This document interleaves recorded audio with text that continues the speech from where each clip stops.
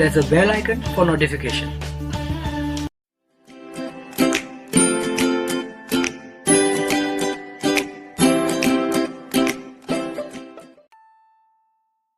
बारह मार्च सन 2021 दांडी यात्रा की 91वीं सालगिरह है।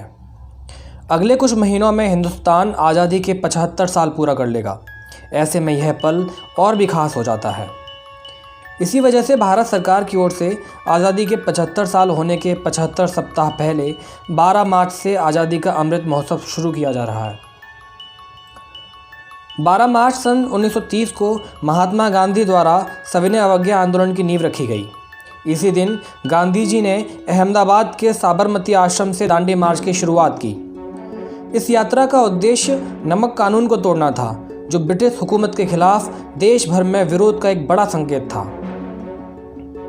इतिहासकार बिपिन चंद्रा लिखते हैं कि इस दिन 78 चुने हुए अनुयायियों को साथ लेकर गांधी जी साबरमती आश्रम से चले और लगभग 375 किलोमीटर दूर गुजरात के समुद्र तट पर स्थित दांडी गांव पहुंचे।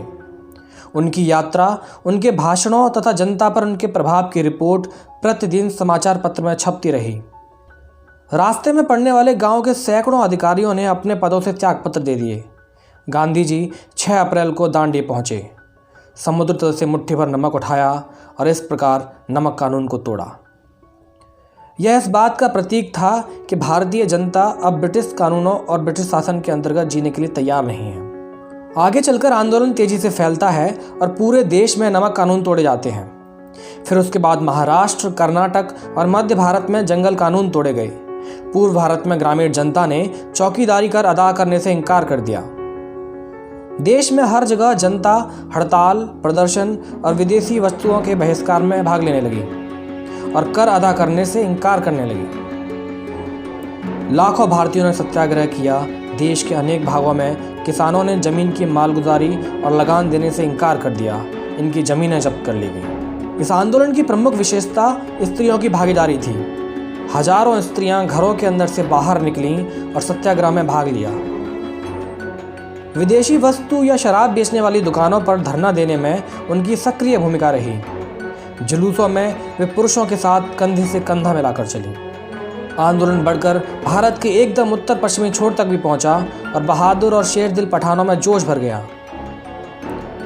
सीमांत गांधी के नाम से प्रख्यात खान अब्दुल गफ्फार खान के नेतृत्व में पठानों ने खुदाई खिदमतकार नामक संगठन बना लिया, जो जनता के बीच लाल कुर्ती वाले कहलाते थे।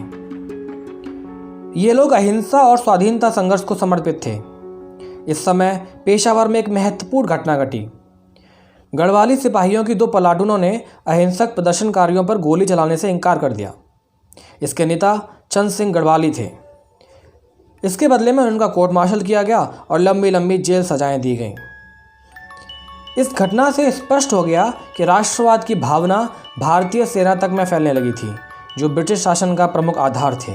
सरकार ने इस राष्ट्रीय संघर्ष के साथ पहले जैसा ही व्यवहार किया। निर्मम दमन, निहत्थे स्त्री पुरुषों पर लाठी और गोली की बौछारों द्वारा इसे कुचलने के प्रयास किए गए।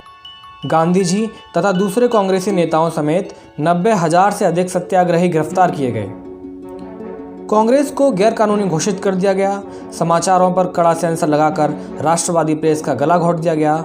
सरकारी आंकड़ों के अनुसार पुलिस की गोलीबारी में 110 से अधिक लोग मारे गए और 337 घायल हुए। गैर सरकारी आंकड़ों के अनुसार मृतकों की संख्या इससे कहीं बहुत अधिक थी। लाठीचार्ज में हजारों लोगों के सर फूटे और हड्डियां टूटी। खासकर दक्षिण भारत में भयानक किस्म का दमन देखने को मिला। पुलिस अक्सर लोगों को खादी या गांधी टोपी पहने देखकर भी पीट देती थी। अंततः जनता ने आंध्र प्रदेश में एलोरा नामक स्थान पर प्रतिरोध किया और वहां पुलिस की गोलियों से अनेकों लोग मारे गए। इस बीच 1930 में ब्रिटिश सरकार ने लंदन में भारतीय नेताओं और सरकारी प्रवक्ताओं का पहला गोलमेज सम्मेलन आयोजित किया। इसका उद्देश्य साइमन कमीशन की रिपोर्ट पर विचार करना था, लेकिन कांग्रेस ने सम्मेलन का बहिष्कार किया और उसकी कार्रवाइयां बेकार गईं। भारत के बारे में कांग्रेस के बिना सम्मेलन यूं ही था जैसे राम के बिना कोई रामलीला। अब सरकार ने कांग्रेस से किसी सहमति पर पहुंचने के लिए बातचीत शुरू की ताकि कांग्रेस इस सम्मेलन में भाग ले और अंत में लॉर्ड इरविन और गांधी जी के बीच 31 मार्च में एक समझौता हुआ। सरकार अहिंसक रहने वाले राजनीतिक बंदियों को रिहा करने पर तैयार हो गई। उपयोग के लिए नमक बनाने का अधिकार तथा विदेशी वस्त्रों तथा शराब की दुकानों पर धरना देने का अधिकार भी मान लिए गए और तब जाकर कांग्रेस द्वारा सविनय अवज्ञा आंदोलन को रोक दिया जाता है और कांग्रेस दूसरे गोलमेज सम्मेलन में भाग लेने पर तैयार हो जाती है। अगर आपको ये वीडियो पसंद आई हो तो वीडियो को लाइक कीजिए, शेयर कीजिए और अगर अभी तक आपने चैनल सब्सक्राइब नहीं किया है तो चैनल भी जरूर सब्सक्राइब करें। जय हिंद।